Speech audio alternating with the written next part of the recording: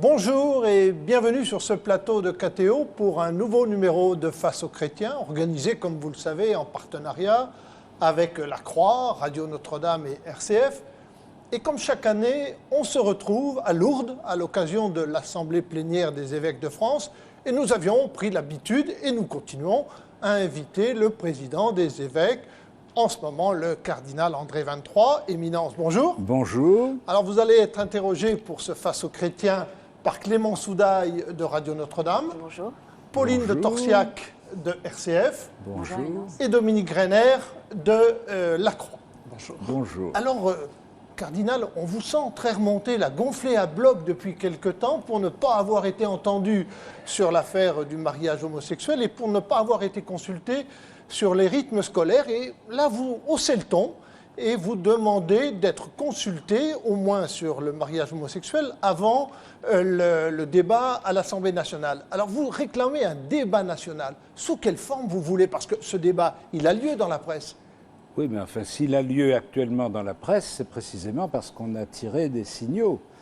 Car initialement, quand j'ai été auditionné par Mme Taubira et Mme Bertinotti, il n'y avait pas la place pour beaucoup de discussions, puisque du moment que c'était une promesse du président et que le président avait été élu, c'est que tout le monde était d'accord et qu'il n'y avait plus besoin d'en reparler. Alors très bien, mais si c'est comme ça qu'on fait la consultation, c'est vite fait. Bon. Et donc, ça a été fait très correctement et très cordialement. Mais le contenu, c'était ça. C'est une promesse, donc c'est approuvé. Alors on se demande pourquoi il y a une Chambre des députés d'ailleurs, puisque s'il suffit d'élire le président de la République pour avaliser toutes ces propositions, il n'y a plus besoin d'une Chambre des députés. Alors donc il me semblait que cette manière de procéder ne correspondait ni à la méthode que Jean-Marc Ayrault a voulu mettre en évidence au mois de juillet d'une pratique de la concertation, ni à une attention qui est quand même assez nécessaire pour quelque chose qui touche à la vie de tous les Français et pas simplement pour une réforme qui relèverait de l'alternance politique. Et dans votre esprit, ça pourrait être des États généraux? Qu'est-ce que ce serait? Je ne suis pas spécialiste de la mise en œuvre. Ce que je vois, c'est qu'il n'y avait pas d'esprit de discussion et que depuis que nous avons posé un certain nombre de questions, on a vu surgir ici ou là des tribunes dans les journaux, des interviews, des prises de position. Et depuis la semaine dernière où j'ai exprimé un certain nombre de choses, brusquement dans les journaux, dans les informations radio ou télé, on découvre qu'il y a des gens qui ne sont pas d'accord avec le projet de loi. Il n'existait pas avant, probablement. Donc ça veut dire qu'il y a quelque chose qui avait besoin de se faire et de se dire. Et je pensais qu'il était normal que je joue un rôle de détonateur par rapport à cette expression nécessaire. Et vous l'avez joué? Et je l'ai joué, et je l'ai joué très loyalement par rapport au gouvernement et au président de la République, auquel j'avais dit qu'une réforme de cette importance ne pouvait aboutir que si elle était accompagnée d'une évolution des mentalités des Français. Et que cette évolution des mentalités, elle supposait de parler. Voilà. Bien. Une question de Pauline de Torsiac de RCF. Alors, Éminence, dans ce débat, vous faites valoir des arguments anthropologiques plus que religieux. Pourtant, les critiques parfois violentes, très violentes, qui ont suivi votre déclaration samedi dernier, s'en prennent à une église arriérée, homophobe, qui ne serait pas à sa place, qui serait illégitime dans ce débat au nom du principe de laïcité. Alors, je voulais savoir ce que vous pensiez de ces réactions. Est-ce qu'elles vous ont choqué? Je pense notamment à la une de Charlie Hebdo. Et que pensez-vous de cette vision, cette interprétation de la laïcité? Est-ce que le débat est possible dans ces conditions-là? Non, mais ça n'est pas très compliqué. C'est-à-dire que vous faites allusion à deux registres d'expression. Il y a un premier registre d'expression qui est, si je puis dire, la vision d'une laïcité aseptisée, qui a été mise en bocaux à la fin du XIXe siècle, et dont les bocaux ont été scellés et n'ont pas été décellés depuis. Et donc, chaque fois qu'une occasion se présente, on ouvre un bocal et on retrouve l'ingrédient tel qu'il était dans les combats du XIXe siècle. On est habitué, que ce soit pour ça ou pour autre chose, on retrouve le même langage et la même argumentation qui ne représente que les quelques groupes militants de ce type de laïcité, dont d'ailleurs tous les membres ne sont pas forcément aussi unanimes que ceux qui se font les porte-paroles. Et puis, il y a ce que vous avez désigné comme l'invective, pour ne pas dire l'injure publique, qui, elle, manifeste évidemment une sorte de désarroi. Je veux dire que quand on ne peut pas affronter un débat raisonnable entre gens civilisés, l'injure est une façon d'esquiver le débat. Et je vois très bien qu'un certain nombre, je ne dis pas d'individus, mais de mouvements, de groupes ou de publications qui n'ont absolument rien à dire comme argument, s'en tirent, comme l'a fait un élu avec beaucoup de finesse, en disant que l'Église était quand même culottée d'utiliser le week-end de la Toussaint pour passer, parce qu'il n'y avait pas d'actualité ce jour-là. Alors, si on est à ce niveau-là de discussion, de fait, ça ne signifie pas grand-chose. Clément Soudaille de Radio Notre-Dame. Vous avez appelé les chrétiens à utiliser les moyens d'expression qui sont ceux d'une société démocratique. Oui. Plusieurs manifestations sont déjà prévues. Est-ce que vous incitez, vous appelez les chrétiens à manifester dans la rue? Je les appelle à se manifester. Ils peuvent se manifester de toutes sortes de façons. Ils peuvent se manifester par la parole, par l'initiative de groupes de parole, par l'organisation de rencontres, de conférences, par des lettres qu'ils écrivent, par des tribunes. Je pense qu'un certain nombre de grands quotidiens français, dont on ne met jamais en doute l'objectivité, seraient prêts à publier des tribunes de notes de personnalités connues qui accepteraient de signer de leur nom les opinions qu'elles disent en privé, et qui n'auraient pas d'obstacle à leur publication.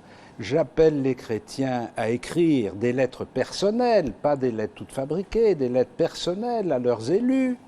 Et s'ils veulent manifester, qu'ils manifestent. On est en République, on a le droit de manifester. Je n'ai pas compris que le changement de majorité avait miraculeusement inverser les signes algébriques de la manifestation. On ne va pas jouer sur les mots, Père. Quoi ? En 84, c'est la rue qui a fait changer une loi importante. Est-ce que vous souhaitez que la rue fasse changer cette loi? Non, je ne pense pas. Nous ne sommes ni en 1984, on est 30 ans après. Il ne s'agit pas du même sujet et nous n'avons pas les mêmes réseaux. La manifestation de 1984 était dans un contexte bien défini. Le sujet, c'était l'abrogation d'un droit dont les Français jouissaient et qu'ils pensaient ne pas pouvoir perdre. Et il y avait les réseaux des associations de parents d'élèves. Nous n'avons aucun de ces trois éléments réunis. Donc ce n'est pas sur ce plan que je me place. Je me place sur le plan de l'attestation, c'est-à-dire des gens qui veulent faire savoir quelque chose. D'accord. Voilà. Pauline de Torsiac, de RCF. Est-ce que les évêques vont eux aussi éventuellement descendre dans la rue? Ce sont après tout des citoyens comme les autres. Mais les évêques sont des personnes publiques, ce ne sont pas seulement des personnes privées. Donc un évêque comme personne privée vote, un évêque comme personne privée peut prendre des positions, c'est tout à fait légitime. Son implication publique dans des actes qui ne seraient pas seulement de l'ordre de l'attestation, mais qui seraient de l'ordre de l'opération politique, ce qui n'est pas tout à fait la même chose, me paraîtrait plus hasardeuse. Voilà. Dominique Renner de la Croix. Dans votre discours d'ouverture de samedi dernier, il y a eu un mot qui est mal passé dans la presse, le mot de supercherie, qui voulait qualifier le projet de loi actuel. Est-ce que c'est le franc-parler dont il a été question au cours des débats de ces jours-ci, dans la manière de se positionner pour l'Église dans le débat public? Ah non, mais le mot a une signification très précise, c'est-à-dire qu'on vous propose un produit en ne vous disant pas quelle est la réalité du produit. C'est ça que j'appelle une supercherie. C'est-à-dire, on dit à des enfants, vous allez avoir des parents du même sexe. Ils n'auront pas des parents du même sexe. Ils auront peut-être des parents légaux du même sexe, mais il y aura un vrai parent quelque part qui aura été éliminé, discriminé, qui n'aura pas des droits égaux par rapport à son enfant. Donc tout ce vocabulaire de l'égalité, de la non-discrimination est mis au service d'une pratique de la discrimination et de l'inégalité. C'est ça que j'appelle une supercherie. Ce n'est pas du tout une qualification morale, c'est un terme technique. Pauline de Torsiac de RCF. Alors, dans le cadre des consultations autour de ce débat, vous devez rencontrer, je crois, les parlementaires à la fin du mois. Qu'est-ce que vous allez leur dire plus précisément? Mais tout l'argumentaire est public depuis des semaines. Donc Est-ce que vous allez peut-être mettre en suis avant heureux. l'intérêt de l'enfant un peu plus... Non, mais je suis heureux que le président de la commission des lois, je crois, qui est M. Binet, ait voulu organiser une série d'auditions. Pour moi, ce sera une répétition, parce que j'ai déjà été auditionné sur le même sujet il y a quelques années, probablement par les mêmes parlementaires. Enfin bref, peu importe. Donc, ce qui est intéressant en l'occurrence, si j'ai bien compris, parce que je n'ai pas encore tous les détails, ça s'est décidé juste avant de partir pour Lourdes, si j'ai bien compris, nous sommes auditionnés représentants des religions ensemble. Donc ça aura l'avantage, après avoir pris chacun position indépendamment les uns des autres, de faire constater aux parlementaires qui seront témoins de notre audition et au public qui va se presser certainement pour regarder ça sur la télévision, puisque ce sera une audition publique, ça leur permettra de constater que les responsables religieux des différentes religions ont une ligne commune. Je ne veux pas dire qu'ils sont d'accord dans tous les détails de l'argumentation, mais ils ont une ligne commune. Eh bien, tant mieux. Clémence Soudaille de Radio Notre-Dame. Des maires de communes de différentes tailles d'ailleurs ont déjà fait savoir si la loi passait, ils refuseraient de célébrer des mariages homosexuels. Est-ce qu'un maire chrétien peut invoquer la foi chrétienne au nom de sa foi chrétienne, peut invoquer l'objection de conscience? Il n'a pas besoin de la foi chrétienne pour invoquer l'objection de conscience. Il peut invoquer l'objection de conscience tout simplement parce qu'il sent que sa conscience est blessée. Si en plus c'est à cause de sa foi chrétienne, tant mieux.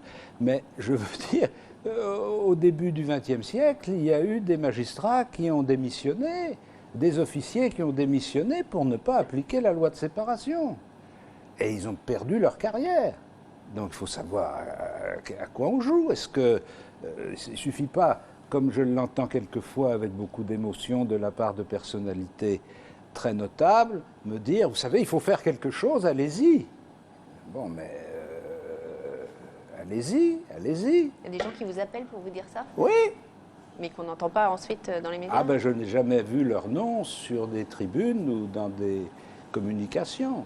Mais si un élu, pour prolonger la question de Clémence Soudaille, si un élu catholique vous dit, Père, je suis embêté, je ne sais pas quoi faire, qu'est-ce que vous lui conseillez? De célébrer le mariage ou de ne pas le célébrer? Je lui conseille de suivre sa conscience. S'il estime que sa conscience est blessée, il est tout à fait légitime à démissionner. Il peut vivre jusqu'à la fin d'une longue vie sans être maire. Même si ça n'est pas dans les mœurs françaises de croire que les élections peuvent distribuer les fonctions à des personnes nouvelles. Et son successeur devra se faire élire sur cette condition. Voilà. Une question. Vous consultez beaucoup. Est-ce que vous avez consulté, est-ce que vous pensez consulter les associations de catholiques homosexuels? J'ai eu des échos, des communications sur ce qu'ils pensent et ce qu'ils disent. Vous ne les avez pas reçus, vous n'avez pas eu de contact? Je n'ai reçu aucune association et aucune catégorie. J'en ai reçu, mais pas dans ce contexte, j'en ai reçu il y a quelques années. Une question? Dominique Greiner de la Croix? On évoquait il y a quelques instants le front des religions. Je crois qu'il y a une stratégie qui a été posée. Il n'y a pas eu une parole commune dans un premier temps. Est-ce que c'était une bonne façon de faire maintenant que l'on voit que les paroles se convergent? Eh bien oui, c'était délibéré. C'est-à-dire que nous avons eu notre réunion habituelle. Je ne saurais plus vous dire si c'est tous les 2 mois ou tous les 3 mois. Enfin, toujours est-il que nous avons eu notre réunion habituelle au mois de septembre et qu'évidemment, nous avons parlé de ce sujet de façon indéfinie, c'est-à-dire on n'a pas parlé en se disant il faut qu'on aboutisse à une décision. On a parlé de façon indéfinie et chacun a exprimé un peu le point de vue de sa religion et visiblement il y avait une convergence globale. Je veux dire, pour dire les choses autrement, une réticence commune vécue de façon différente selon les religions. Et il nous a semblé, en tout cas c'est ce que nous avons conclu entre nous, qu'il était préférable de ne pas confessionnaliser la question en faisant un front des religions contre le projet gouvernemental, chacun de nous, en fonction de la vie de sa communauté et d'éléments divers, interviendra en son nom au moment qu'il jugera opportun. Ce que nous avons fait. J'ai vu avant-hier que M. Moussaoui vient de publier le texte du CFCM. Le contenu de ce texte, je le connais depuis longtemps parce que M. Moussaoui y travaille, mais il n'était pas public. Il est maintenant public. Et je trouve que cette pluralité de déclenchement dans le calendrier et dans les argumentaires a un effet cumulatif. Maintenant, pain béni, M. Binet nous invite tous ensemble autour de la même table.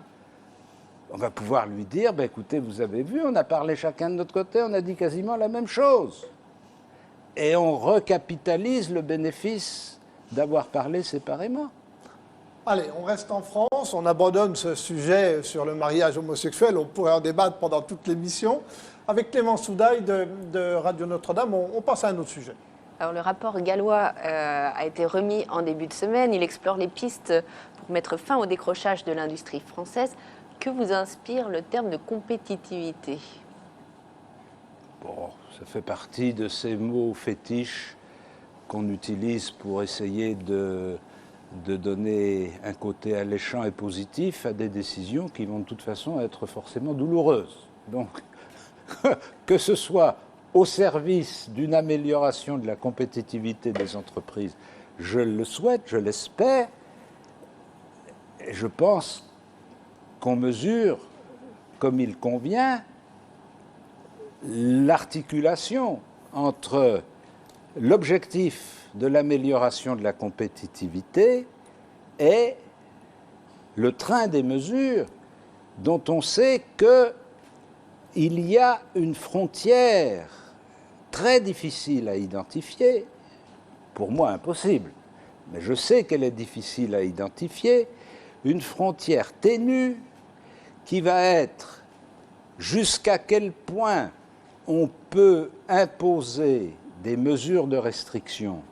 Alors on peut les intituler comme on veut, les mesures de restriction.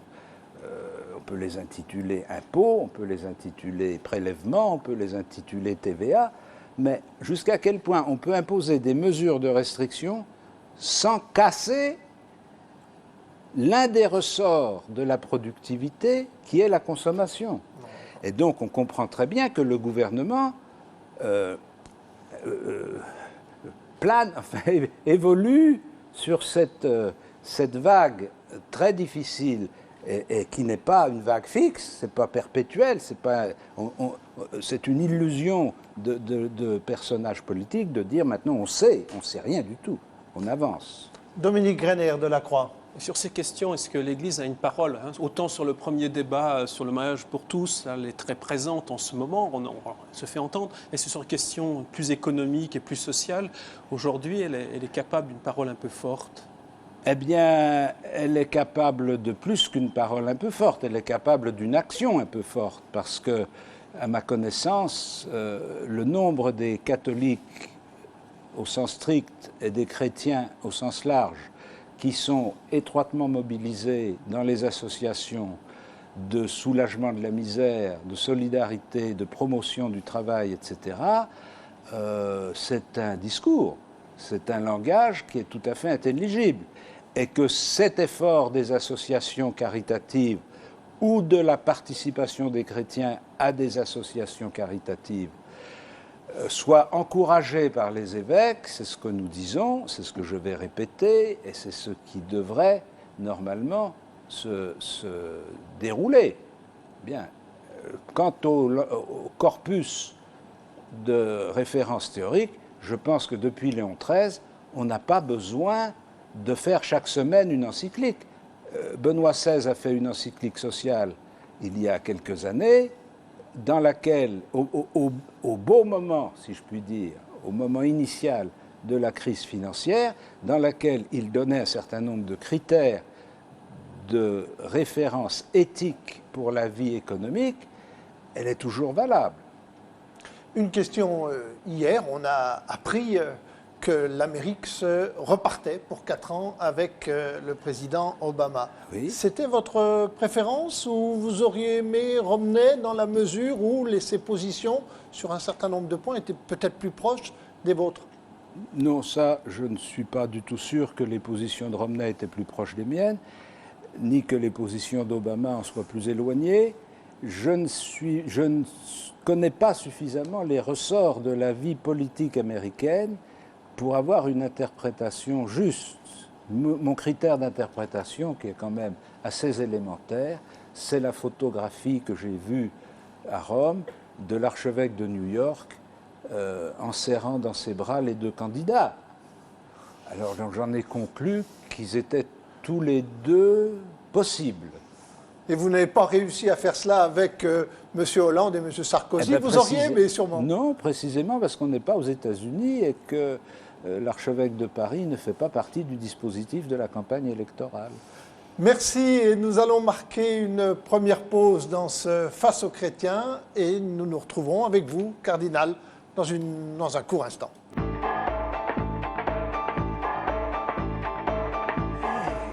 Retour sur ce plateau de KTO pour le Face aux chrétiens organisé avec la Croix, Radio Notre-Dame et RCF. Nous sommes, comme vous le savez, à Lourdes, à l'occasion de l'Assemblée plénière des évêques. Et nous avons invité le cardinal 23, interrogé par Clément Soudaille de Radio Notre-Dame, Pauline de Torsiac de RCF et Dominique Greiner de la Croix. Alors, Père, nous allons parler du synode. Vous revenez du synode qui s'est tenu tout récemment à Rhodes. Et ce synode a été consacré, on le sait, à la nouvelle évangélisation. Et il a été dit que la France serait un laboratoire pour le futur de l'Église. C'est une sacrée responsabilité. Alors, qu'est-ce que vous allez concocter dans votre laboratoire? Ça, c'est un slogan. Non, c'est pas des slogans, ça a été dit à Rome. Ben oui, mais c'est pas parce que ça a été dit à Rome que c'est vrai. C'est très flatteur, même un peu gênant pour nous, parce qu'on a à Rome une espèce de manteau d'arlequin. C'est-à-dire que selon les heures de la journée et les gens qu'on rencontre, ou bien on est vraiment les derniers des tordus, on n'est pas capable de faire vivre notre Église, ou bien alors on est le fer de lance de l'Église de demain. Mais comme on n'est ni l'un ni l'autre, il faut nous prendre comme on est. Ce que je crois qui a été peut-être sensible à des propos comme ceux que vous venez de dire, qui ont produit ces propos, c'est le sentiment pour un certain nombre de pays d'Europe occidentale, de vieilles traditions chrétiennes, le sentiment que la France a une étape d'avance, non pas dans la capacité d'inventer des solutions, mais dans les transformations de la société. Pour prendre un exemple très simple, en 1905, la rupture du Concordat instaure un régime de séparation entre l'État et les Églises. En Italie, le Concordat existe toujours. Bon, c'est pas le même, mais enfin, il y a toujours un Concordat. Et donc, ça veut dire, enfin, ou un accord en tout cas, et donc ça veut dire qu'ils ont le sentiment qu'on a été entraîné plus vite. Voilà. Et que comme de toute façon il faut bien vivre, on va bien être obligé de trouver des solutions. Dominique Greiner de la Croix. Le mot nouvelle évangélisation fait toujours un peu peur dans certains milieux, et puis on a pu aborder le synode avec la crainte qu'il y ait une sorte d'opposition entre les tenants d'une évangélisation implicite et d'une évangélisation explicite. Finalement, c'est autre chose qui s'est passé dans le synode. Comment on a pu réconcilier ces 2 manières de voir? Très simplement, c'est-à-dire que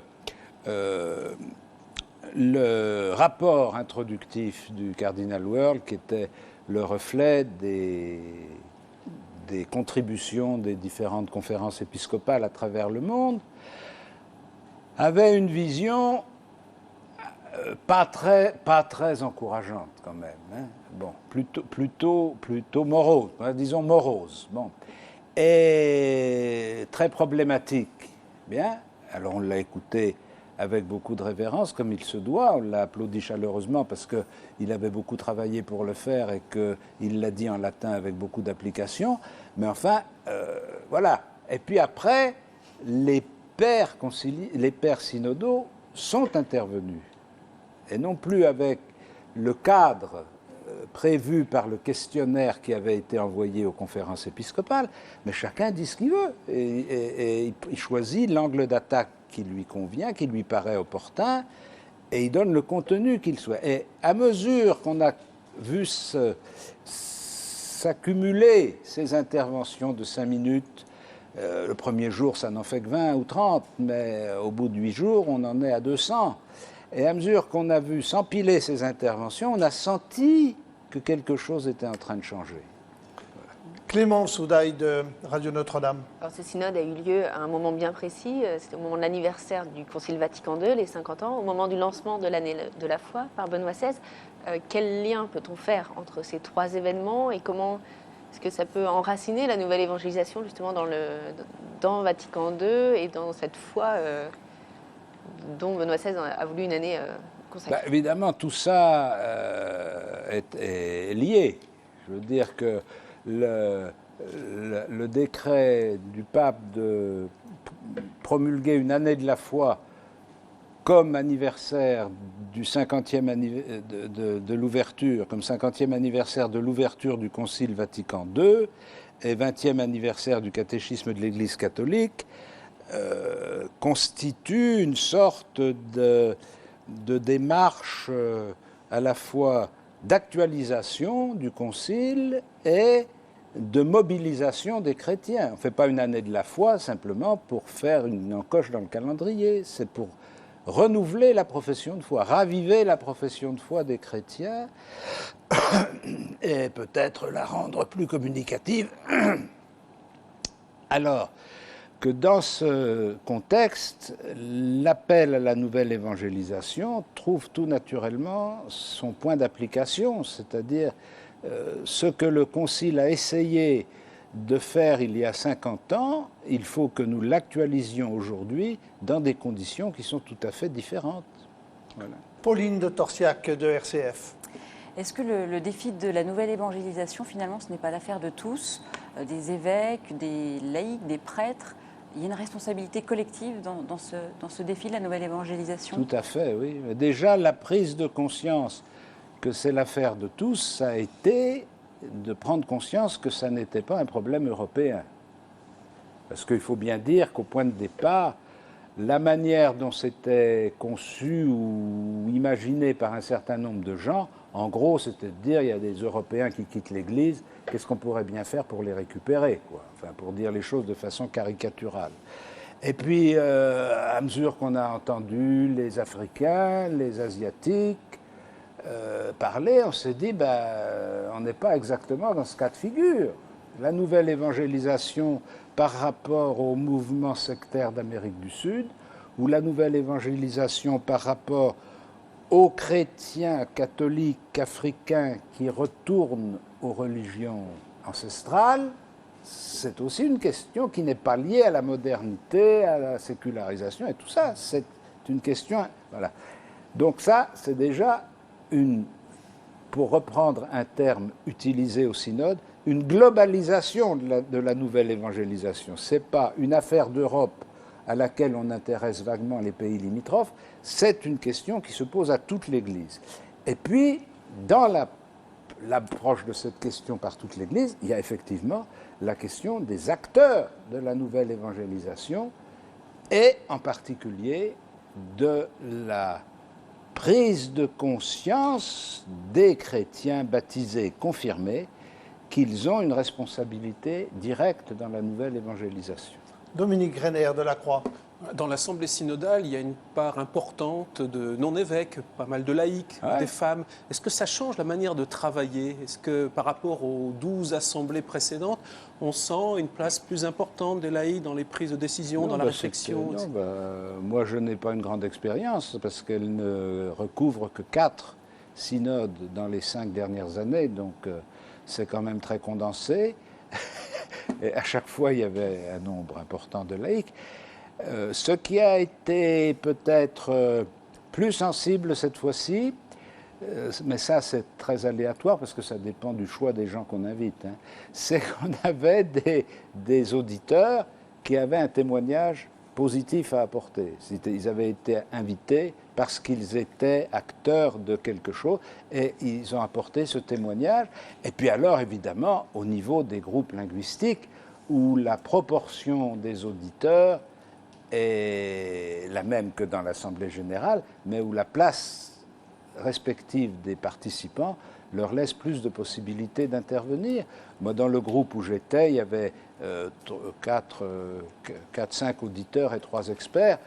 Et ils sont intervenus très habituellement. Une dernière question sur ce synode. Benoît XVI a retenu la Samaritaine comme figure de la nouvelle évangélisation. Comment l'interprétez-vous, ce choix de la Samaritaine? Comme un symbole à plusieurs niveaux. Un symbole de la rencontre du Christ avec une femme hérétique, car une Samaritaine est une hérétique et une Samaritaine est une femme, et d'ailleurs c'est ce qui va faire une question dans le récit de Saint Jean. Il parle avec une femme et en plus une Samaritaine. Bien.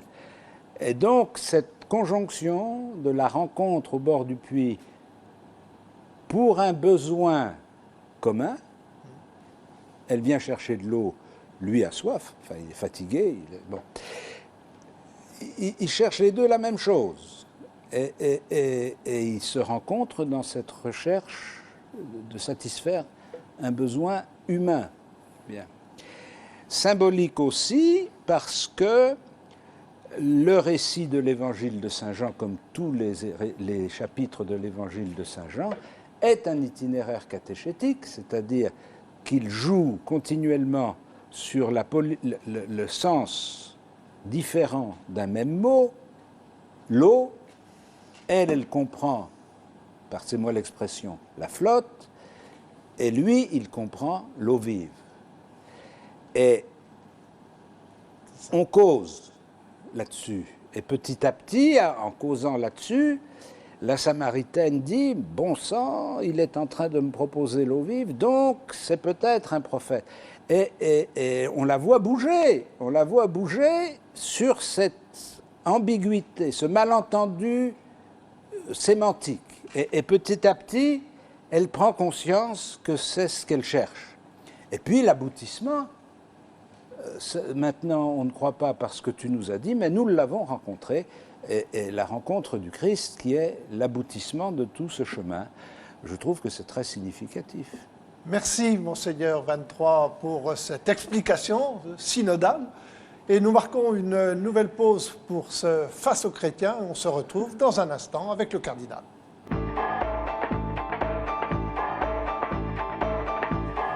Retour sur ce plateau de KTO pour le Face aux chrétiens avec Dominique Greiner de la Croix, Clémence Oudaille de Radio Notre-Dame et puis Pauline de Tarsiac de RCF.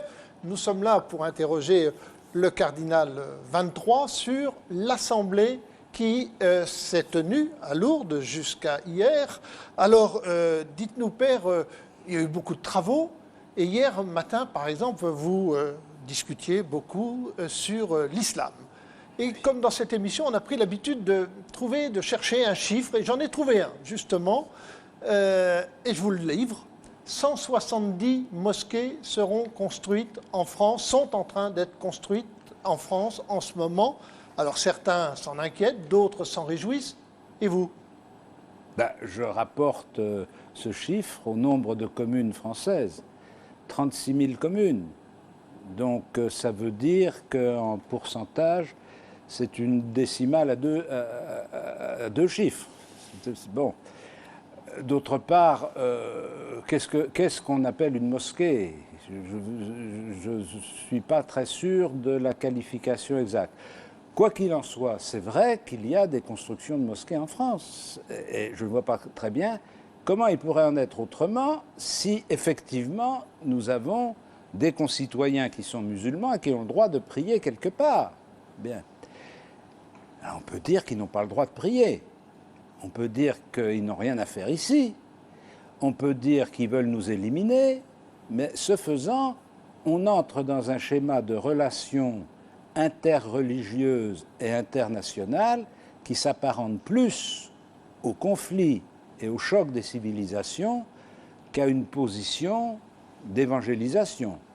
Alors il faut savoir ce qu'on veut être. Est-ce qu'on veut être les défenseurs de la civilisation européenne ou est-ce qu'on veut être les témoins de l'Évangile? Ce n'est pas forcément toujours compatible et puisque vos téléspectateurs sont certainement au fait des publications récentes, je leur signale que vient d'être publié un livre qui s'appelle « Le Sermon sur la chute de Rome », qui est une présentation romancée du sermon de saint Augustin au moment où les barbares ont pris Rome. Et le christianisme n'est pas mort. Clément Soudaille de Radio Notre-Dame. Mais alors, quels sont les points d'attention des évêques en ce qui concerne ce dialogue entre catholiques et musulmans? Ils sont nombreux. Le premier, c'est d'abord de bien identifier à qui on parle. Voilà. C'est-à-dire, on ne parle pas à l'islam en général, on ne parle pas aux Arabes en général, car les Arabes en général ne sont pas musulmans. La plus grande partie des musulmans du monde ne sont pas arabes. Bien. Et donc, il ne faut pas mélanger tout. Ce n'est pas parce qu'on a un épicier du coin de la rue qui est bronzé qu'il est musulman. Bien. Et de quoi parle-t-on dans la rencontre avec les musulmans? Peut-être que l'une des difficultés que les chrétiens ont, les musulmans non, les chrétiens, une des difficultés que les chrétiens ont, c'est leur timidité ou leur incapacité à parler de leur foi. Mais qu'ils soient avec des musulmans ou avec des bouddhistes ou avec des athées ou entre chrétiens, ils ne sont pas plus capables de parler de leur foi. Pauline de Torsiac de RCF. Alors justement, la place des chrétiens dans la société, vous en avez parlé, avec ce constat que les catholiques sont souvent effacés, revendiquent peu leurs convictions, font souvent peut-être preuve de consensualisme. Pourquoi sont-ils peut-être dans cette posture et que peut faire l'Église pour changer ça? L'Église, pour changer ça, elle doit d'abord vivre. Elle doit d'abord susciter, encourager, provoquer et développer la prise de responsabilité des chrétiens dans leur existence. Voilà. Et pour ce faire, il faut exprimer et chercher à expérimenter d'abord, à exprimer ensuite le dynamisme de la foi chrétienne tel que nous le recevons dans l'Eucharistie. On ne peut pas imaginer, moi je suis archevêque de Paris, je ne vous dis pas un chiffre précis, mais c'est un ordre de grandeur. En moyenne, chaque week-end, il y a 150 000 personnes qui participent à l'Eucharistie à Paris. Qu'est-ce que ça change? Voilà. Pas qu'est-ce que ça change à l'Eucharistie, l'Eucharistie, elle est l'Eucharistie, mais qu'est-ce que ça change dans leur vie? Voilà, ce que nous avons essayé de faire toutes ces années, c'est de dire, puisque vous venez à la messe, bravo, félicitations, revenez, reprenez-en, mais qu'est-ce que vous en faites? Comment est-ce que ça vous aide à construire une relation entre vous, déjà, chrétiens? On va faire des assemblées paroissiales en disant, tiens, on était à la messe ensemble, qu'est-ce qu'on pense, de quoi on pense, etc. Et qu'est-ce que ça change dans vos relations avec les autres autour de vous? Et on prend des thèmes d'application, voilà. Dominique Greiner, La Croix. Dans son rapport sur le groupe du travail qu'il animait, Monseigneur Éric de Moulin-Beaufort notait un paradoxe, à la fois une église qui parfois peut se sentir minoritaire, alors que de point de vue de l'extérieur, elle est vue comme dominante, voire menaçante. Quel enseignement on peut tirer de cela pour une prise de parole, pour se situer dans l'opinion publique? Personnellement, pour mon usage personnel, je dirais que l'attitude la plus féconde, c'est de ne pas s'occuper de l'image qu'on donne. Car l'image qu'on donne, elle correspond à ce qu'on est. Alors qu'on s'occupe de ce que nous sommes, qu'on travaille sur la qualité de notre présence, sur l'efficacité de notre action, sur l'authenticité de notre parole, sur la coïncidence entre ce que nous disons et ce que nous vivons. Bref, sur la conversion spirituelle. Si nous sommes convertis, les gens auront une bonne image de nous. S'ils ont une mauvaise image de nous, on peut toujours corriger les images, mais ça ne change pas la réalité. Et c'est la réalité qu'il faut changer. Clément Saudaille de Radio Notre-Dame. Alors, un autre sujet abordé par les évêques, la question d'Internet, et le rapport entre l'Église et Internet. Et on a eu la difficulté pour une institution comme l'Église à avoir une parole, une voix audible et légitime dans un domaine où l'argument d'autorité n'a pas de poids face aux paroles individuelles. Alors comment est-ce que les évêques réagissent à ce constat ? Il faut déjà qu'ils digèrent ça. Voilà, ce n'est pas plus difficile que de digérer le fait que la Bible a été imprimée à des millions d'exemplaires au lieu d'être réservée aux bibliothèques des monastères. C'est ce qui s'est passé au moment de l'invention de l'imprimerie. La Bible s'est diffusée, les chrétiens ont fini par avoir une Bible. Bon, on s'en est remis, heureusement, et on en a tiré profit. Internet, c'est la même chose. C'est la parole sociale n'est plus contrôlée.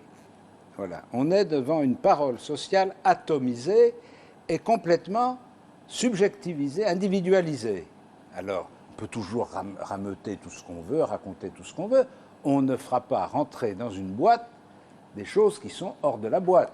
Bien, alors il faut se dire que notre présence, nous, comme chrétiens, Église, nous avons, sur tous les autres intervenants du tissu ou de la toile ou du réseau Internet, nous avons l'avantage considérable que nous avons une appartenance corporative, appartenir à l'Église, dont le principal résultat est de fortifier la capacité individuelle d'intervention. Donc, on a, par rapport à d'autres catégories socio-professionnelles, si je puis dire, on a une capacité d'intervention sans commune mesure. Non pas parce qu'on aurait la capacité d'imposer des mots d'ordre comme ça, mais parce qu'on a des gens qui sont motivés de la même façon et ils doivent intervenir. Pauline de Torsiac de RCF. Alors vous avez également travaillé sur le statut de l'enseignement catholique. Vous revoyez ce statut, pourquoi plus précisément ? Est-ce que c'est aussi d'une certaine façon pour être un meilleur interlocuteur à l'égard de l'État, consulter un peu, je pense notamment au rythme scolaire, tout de suite, nous ne sommes pas obnubilés par nos relations avec l'État.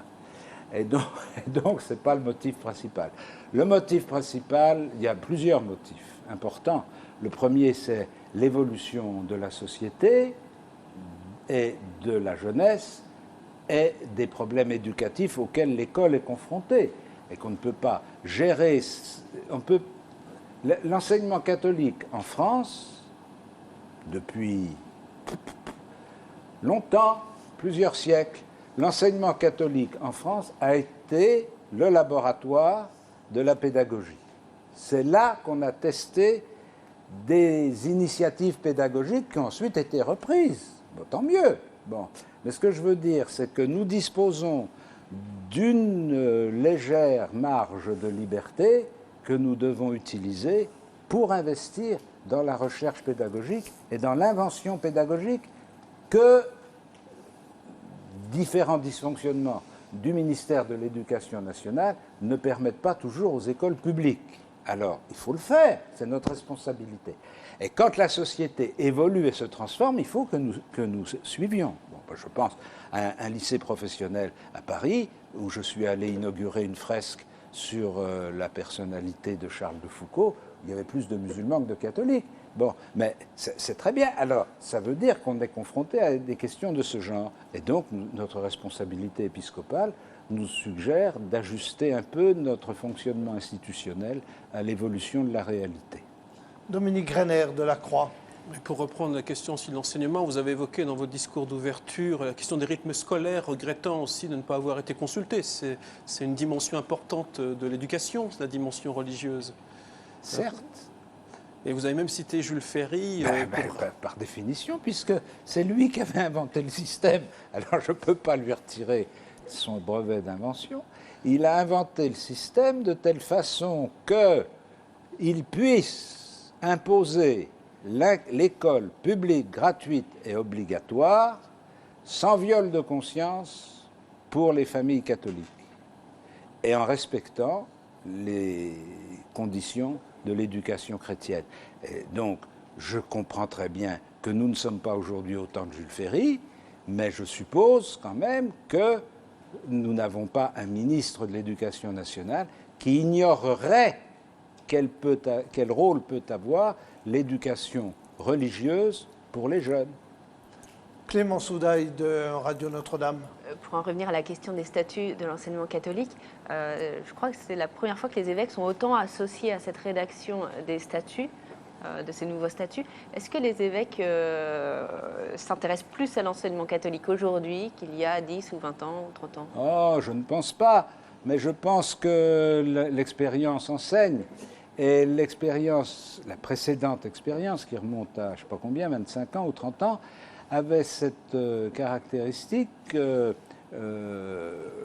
la conférence des évêques avait eu le sentiment d'être invitée à donner une approbation finale à un travail qui s'était déroulé sans qu'elle y intervienne beaucoup. Non pas parce qu'on l'avait empêché, mais parce que ce n'était pas prévu comme ça. Et quand il a été question de réécrire les statuts, les évêques ont dit, mais cette fois-ci, on veut participer, on ne veut pas simplement avaliser au risque d'être obligé d'écrire un préambule pour sauver la face. Dominique Greiner, une dernière question? Oui, il y avait un autre dossier qui a été abordé au cours de l'Assemblée, celle du diaconat. Oui. Quel état des lieux on fait aujourd'hui du diaconat permanent? C'était une première étape, ça nous a permis d'avoir un échange entre nous sur les différentes pratiques de nos diocèses. Ça a permis d'épingler, enfin de souligner quelques points sensibles dans le fonctionnement. Je prends par exemple l'exemple de la mobilité. Par exemple, quelqu'un qui est jeune et qui a votre âge et qui travaille. Bon, il n'est pas mobile sans condition. Bon. Donc ce sont des questions qui se sont un peu nourries, enfin qui ont pris corps avec la pratique. Et donc ça, nous avons fait le point. Mais surtout, ce qui m'a paru intéressant, par-delà ces questions qui vont être travaillées maintenant pour une prochaine assemblée, ce qui m'a paru intéressant, c'était quand même que la prise de conscience que nous avons faite de la grâce que le diaconat permanent a représentée pour l'Église depuis le Concile. C'est-à-dire qu'on a une opportunité apostolique et pastorale tout à fait remarquable. Merci beaucoup, Père. Et c'est la fin de ce Face aux chrétiens réalisé à Lourdes à l'occasion de l'Assemblée plénière des évêques. Merci, Éminence, d'avoir commenté les travaux du synode et ceux de l'Assemblée plénière. Si vous, auditeurs et téléspectateurs, vous avez pris cette émission en cours, vous pouvez la retrouver dans son intégralité sur les sites de KTO, de La Croix, de Radio Notre-Dame et de RCF. Et rendez-vous à la semaine prochaine pour un nouveau Face aux chrétiens, avec pour invité Jérôme Chartier, député UMP et l'un des soutiens importants de François Fillon. Merci.